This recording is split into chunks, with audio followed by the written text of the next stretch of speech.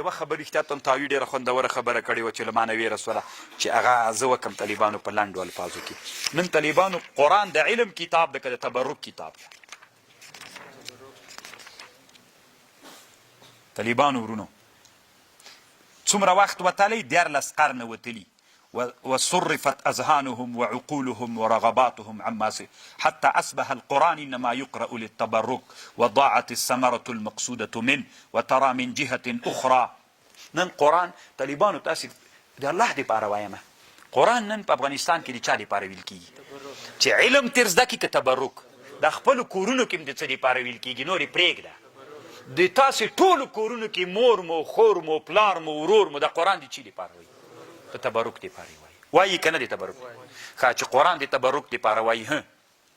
قرآن طالبانو د تبرک کتاب د که علم بس د یوې دپاره تبرک چې برکت به دې په کور کې نازل قرآن نازل برکت به نه تنه قرآن د برکت دپاره نازل سوی که علوم دي انسانان ارتقا وکړي نو طالبانو مړی سوی د قرآن رسی وایي تبرک دپاره. کور مې نه وه جوړ کړی رس قرآن، زوی مې پیدا سوی رس قرآن وایي. روزه د قرآن خو وایه که نه؟ نور په ټک کې باندې هم نه پوهېږي. نن طالبانو قرآن اصل کې الله د چا دپاره رالیږلی؟ د علم دپاره. دا د حکمت کتاب ده چې امت ارتقا وکړي علمي. نن ویل کېږي د چا دپاره؟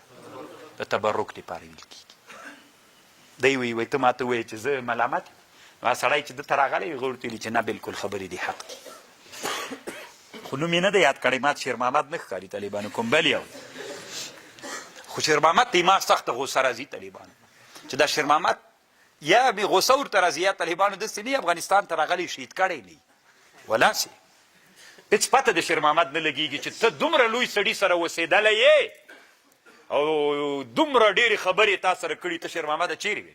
ته که افغانستان ته راغلی وي نن به افغانستان دا نوم دې هم داسې د پښتون غوندې ده. نو دا به راغلی تا به دلته ارتقا کړې وه د دې ملت ساته بېرته کېدی سي زه فکر کوم چې راغلی مړ کړي دا نیمایي راویستلې بېرته زپ ساته غورځېدلې پښې ماتې داسې پېښه کېدی سي وي. والله اعلم طالبانو شیر محمد پته نشته. او چې وی وینئ طالبانو د ده سړي عکس ګیرې خریلې دی چې دا عکس وویني وي ګیرې خریلې ده. نو دین خو دلته ده طالبانو، درد خو دلته ده که نه په ګیره کې خو نه ده که. مصر کې طالبانو څومره ښه علما چې د ګیرې بیخي لري نه بیخي ګیره هلته سته ده نه. د مصر بیخي د حکومت قانون داسې ده. تاسو د ظاهرشاه په وخت کې پوښتنه وکړئ سپین ږیري مولوي صاحب په یاد به دي کوي تا نه په یادېږي هغه د ظاهرشاه په وخت کې په ټولو عسکرو باندې ګیرې خریلې که یې نه جبري خریلې که یې نه خریلې. تاسې خپلو پلرونو نه پوښتنه وکړئ چې داسې پلانکي به ګیره نه خریله ناست و سترګو نه به یې اوښکې بهېدلې. د نن 90 کاله مخکې افغانستان کې ګیره خریل په زوره باندې ول د چا وس و؟ چا تر وسه کېده؟ نه طالبانو. نن کوم حالت چې الله موږ ته راکړی که وایي شین که شین که وایي وی وره داسې حالت کې موږ یې کولی سو. علما وو که درنه ونړېدله الله دې بیا تاسې په دنیا او په آخرت کې هم ذلیل کړي ځکه تاسې له لاسه به اسلام ذلیل کېږي. تاسې پوهېږئ چې تاسې کوم حالت باندې یئ چې نن 100 کاله مخکې د ګیره باندې په زور خریله په عسکر چا څه نه سو ورته ویللی.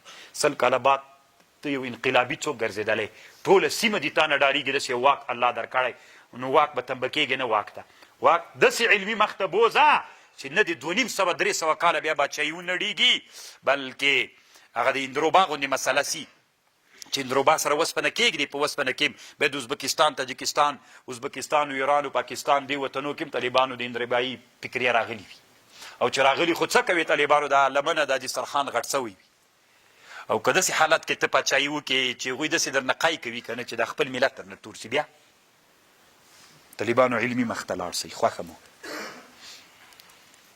وهذا كتاب أنزلناه مبارك مصدق الذي بين يديه ولتنذر القرى ومن حولها والذين يؤمنون بالآخرة يؤمنون به وهم على صلاتهم يحافظون ومن أظلم څوک ډېر ظالم ده ممن له چا نه چې تړي په الله باندې دروغ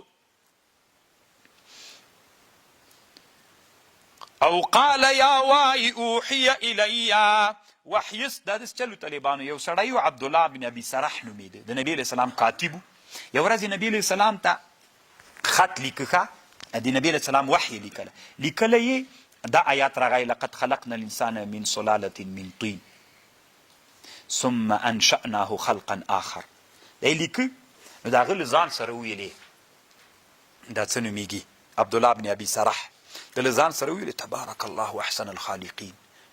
تبارک الله احسن الخالقین. رسول الله هغه چې خلاص کا لیکل دا رسول الله ورته ولیکه تبارک الله. ستی عبدالله بن ابي سرح شیطان گمراه ویلی چې یا به دا ټکی رسول الله دروغ ویلی یا به رښتیا وي. که دروغ یې ویلي وي بیا خو ټول قرآن دروغ دی، او که رښتیا یې ویلي نو خو بیا ده ته هم هغه د وحي وسو، ما ته هم دغه ټکی وحي سو. تبارک الله ده خو دغسې ویلې تبارک، نو هغه د ما ته هم دغه وحي چې طالبانو بس ما ته هم وایي وحي کېږي چې نبي بیا الله طالبانو ګمراه که. او قال اوحي الي ولم يوحى إليه شيء ومن قال سأنزل مثل ما أنزل الله زرد ما تبم نازل سي مثل ما أنزل الله ولو ترى إذ الظالمون في غمرات الموت والملائكة باسطوا أيديهم ملائكة بورقد كريوي لاسنا دويتا أخرجوا أنفسكم اليوم تجزون عذاب الهون بما كنتم تقولون على الله غير الحق وكنتم عن آياته تستكبرون ولقد جئتمونا فرادا تاسې راغلی مونږ ته تنها کما خلقناهم یعنی نه اعوان سته نه ملګري نه بوتان تنها مونږ ته راغلی کما خلقناکم اول مره لکه څنګه چې راغلي بنګ پیدا کړي وی اول کرت وترکتم ما پرېښودی وترکتم ما خولناکم وترکتم پرېموښود تا سې ما هغه خولناکم پرېموښود تاسې هغه چې مونږ تاسو ته په دنیا کې درکړي وو وراء ظهورکم وما ترى معکم شفعاؤکم الذي مونږ نه وینو له تاسو سره شفعا مو الذین هغه شفعا چې تاسې ګمان کو چې انهم فیکم شرکاء لقد تقطع بينكم وضل عنكم ما كانوا تزعمون ان الله فالق الحب والنوى الله چون کوي د دانې دا د حب او د غنم دانا والنوا د خرما د کجوري يخرج الحي من الميت ويخرج الميت من الحي ذلكم الله فأنا تؤفكون. ولی تاسې ګرځېږئ څنګه ګرځېږئ له دینا دا د الله د قدرت یوه لویه نښه ده. طالبانو دا اوس په تخمونو نه ده، په د علم د زراعت کې کفري نړۍ دومره مخته روانه ده که نه کوډونه ورکوي طالبانو، تخم ته کوډ ورکوي، داسې کوډ ورکوي چې تا دې کې محتاجي چې غنم بم ته د دوی نه اخلي، غنم چې ته وکړې زه په آینده کې غنم نه کوي کوډ به یې ورکړي د ده نه یې واخلي هغه به یې کوي دغسې به یې نه کوي.